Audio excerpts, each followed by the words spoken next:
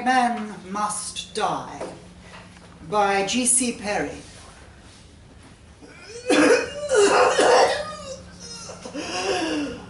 I am dying.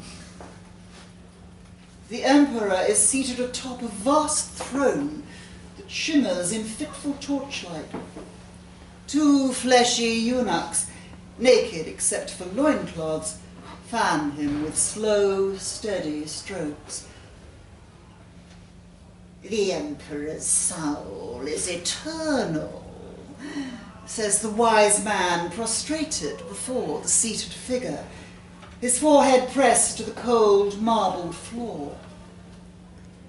We are told this in the old stories. The Emperor shall live forever in the palace of the most honourable ancestors, to be reunited with your father and his father before him, and all our emperors right back to the first Emperor Most High. Yes, yes, but my body is weak.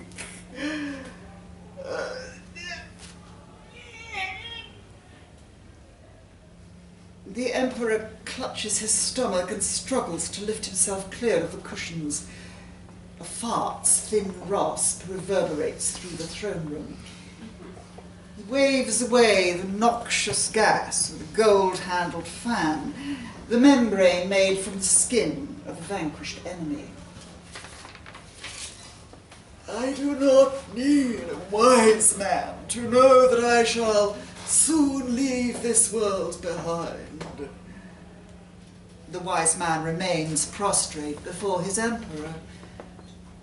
I have been thinking of my time as an emperor. I have achieved much. I have amassed gold and silver and diamonds and rubies in abundance. He gestures limply around the sumptuous throne room. I have enslaved my enemies, expanded our borders, crushed insurrection.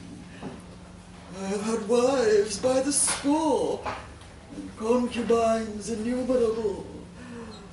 I have sired such sons and daughters that I know not the true size of my clan. Your Excellency has led a fine and wondrous life, and his subjects are fortunate to have such a wise and virtuous leader. And yet...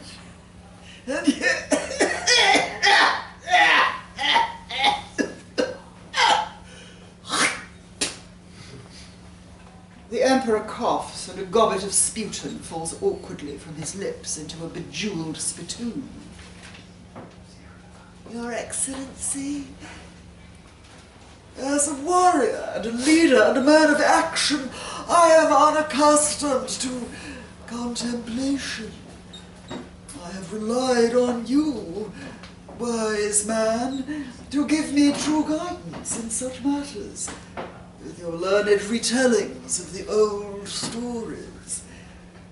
But as my span in this world nears an end, I have become afflicted by introspection and doubt. I have lived a great life, but here he pauses and tugs at his beard. Have I been loved? Your Excellency's subjects are devoted. But how can I know it? When they regard the statues of His Excellency that adorn our great parks and line our avenues and boulevards, or the images of His Excellency that hang in every home in the land, love shines undimmed from the eyes of all His Excellency's subjects. I have never looked into the eyes of my subjects. It has long been decreed that all must wear cowls to hide their faces from me, or prostrate themselves at my feet when they address me.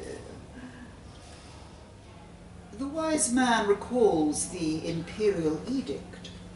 No one save the emperor's wives and the imperial eunuchs may raise their head in the presence of his excellency. Even the emperor's closest generals must remain visored before him.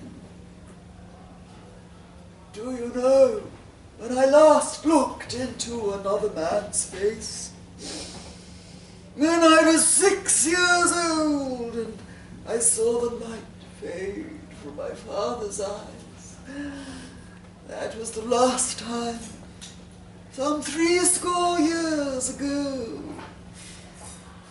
Ordinary men must die should they look into His Excellency's eyes.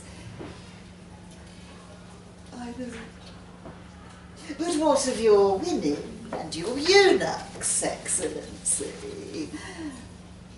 I wish to know of men, not women or eunuchs. Women are nothing to me, and eunuchs still less.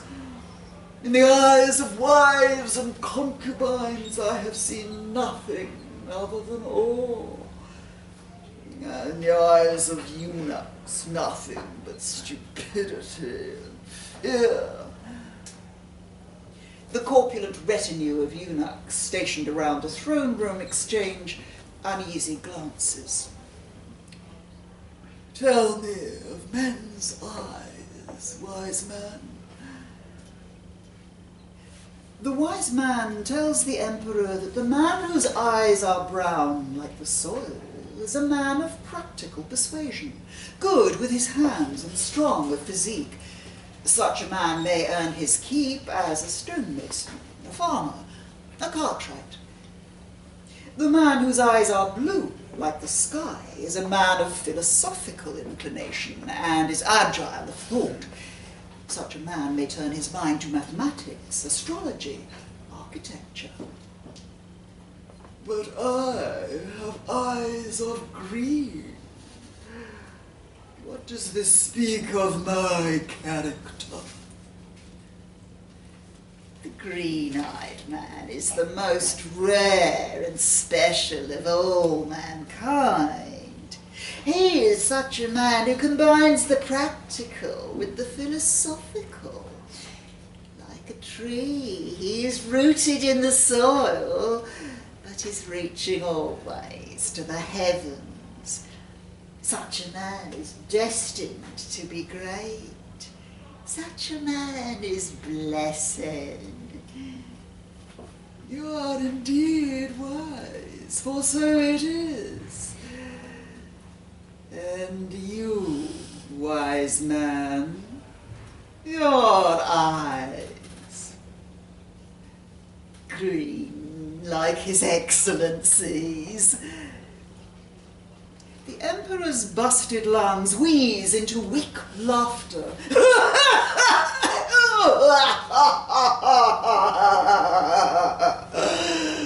I knew it.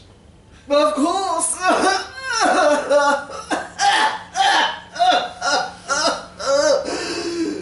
The laughter falters and becomes a coughing. He spits again, missing the spittoon, and red-flecked phlegm drops wetly to the floor. How long have you been wise man to the emperor now? Nearly all my life. I was summoned to court when I was just a boy. I was parted from my family and my village before I was 8 summers old. The emperor smiles benevolently. And do you remember why it was I summoned you? I warned my village of the coming rains. We were able to gather our possessions and livestock and make for the hills. You saved your village from destruction. You have the gift. Your Excellency, by tending the animals, I came to understand them. That is wisdom indeed. And you have always given me great service.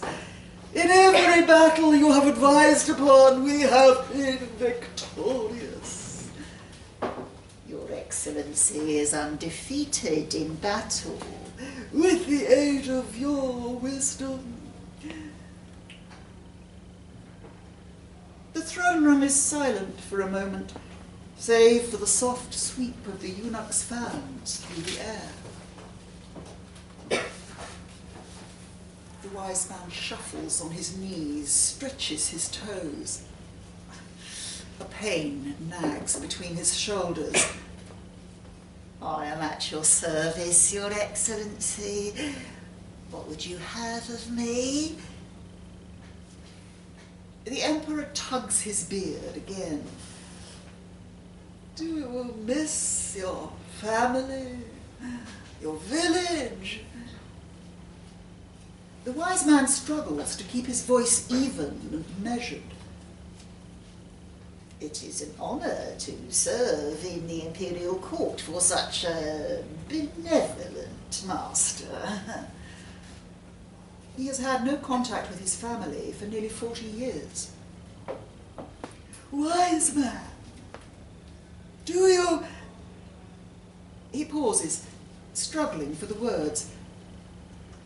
Do you love me? All Your Excellency's subjects love the Emperor. The Emperor slaps a bony hand against the gilt arm of his throne. No, wise man! You! Do you love me? Let me hear you say it! I love you, Your Excellency. Wise man, rise that I may look in your eyes. Your Excellency, I cannot. Rise! All who look upon His Excellency must die. No mortal may behold the Anointed One. It is the imperial decree. Rise! No man has looked upon His Excellency and lived. Wise man, I am soon to leave this world, and I have the need to look into another's eyes, to see the proof of this love of which you speak. I command you! Please, Your Excellency.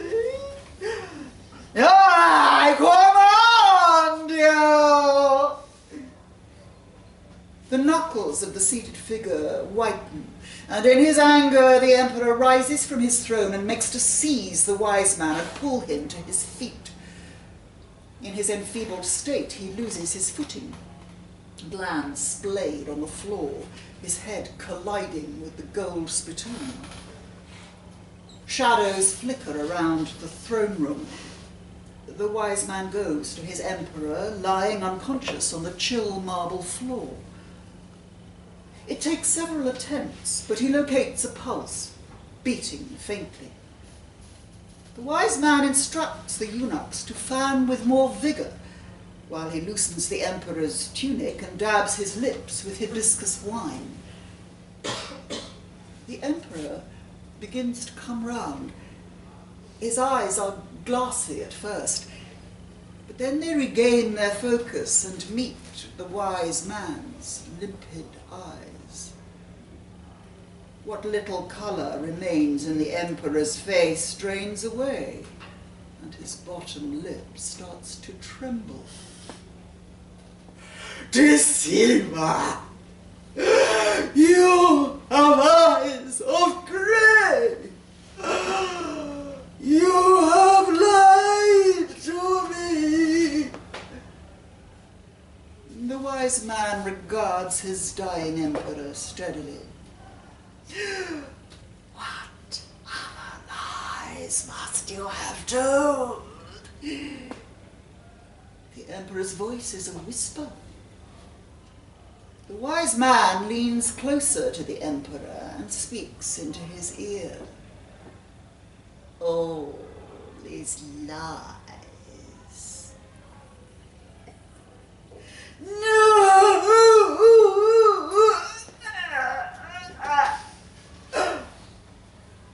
The breath catches in the Emperor's throat, and for the first time in 70 years, he knows what it is to be afraid.